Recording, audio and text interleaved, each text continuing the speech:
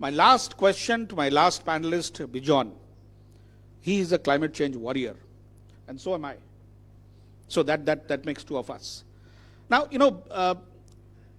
in this part of the world, we have faced a lot of NatCat events, natural calamities, Do you think those natural calamities will have an impact on the growth and development of this smart Bangladesh?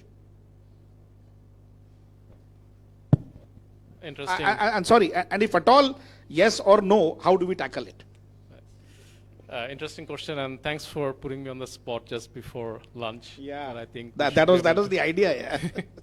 But I have enjoyed the moderation, and thanks everyone again for inviting me here. I'm glad to be part of this panel. I think this idea that planet versus individuals, that's the human civilization, has been there for a while, right? And in fact, there was one point in history when we almost went extinct, but we didn't, right?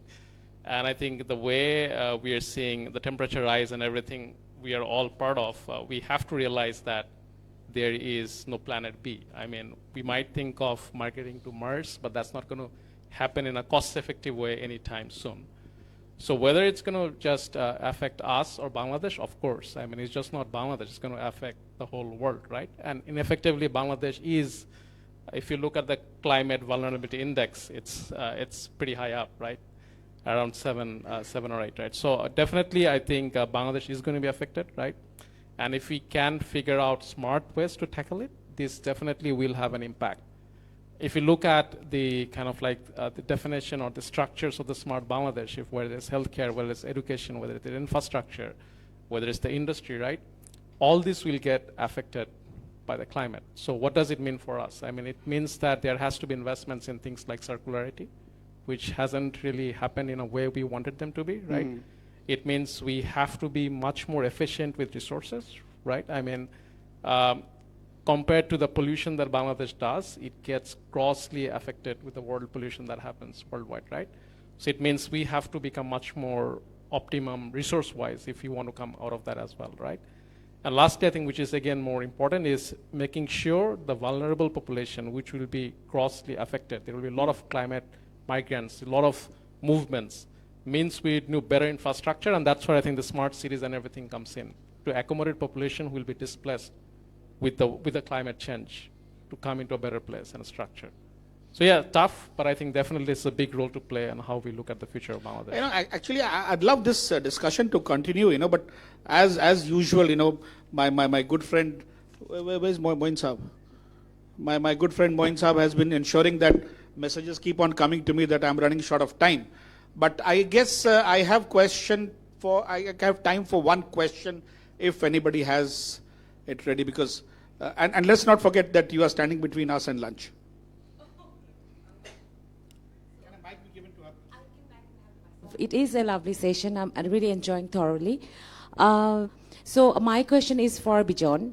Mr. Bijon, thank you so much. The answer was very nice. But my question is, what are the things the government is currently doing to formulating the climate policy? If you have any part of information regarding this, I would like to know, because as I'm actually joining a South Asia Climate Conclave, which is actually supported by US Embassy and organized by an organization named GenLab.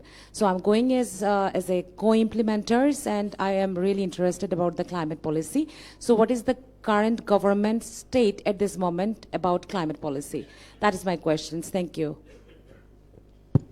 Thank you, and congratulations on your position as well. It is not confirmed yet. I'm just waiting. Fingers crossed. After his answer, you will get it. Don't worry. I think the government, has been very pro-climate, right? I mean, they have set out the data plan, they have set out the South-South policy, and I think they have figured out ways with which we're going to tackle the climate change. But if you ask me that if there are specific steps that needs to be taken to figure out the points that I mentioned, that how do you ensure circularity within the industry itself, right?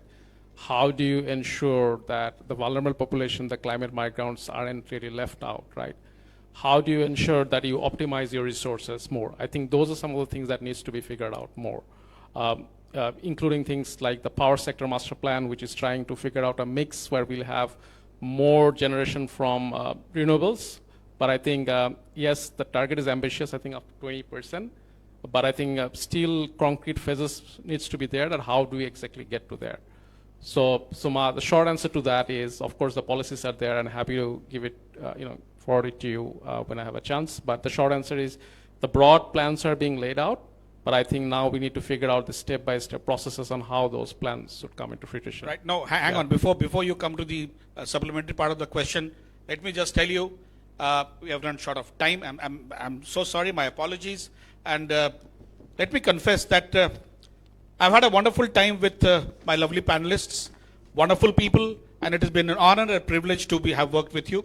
Thank you very much. Look forward to meeting you all at some other time. Thanks very much. Thank you very much. Thank you.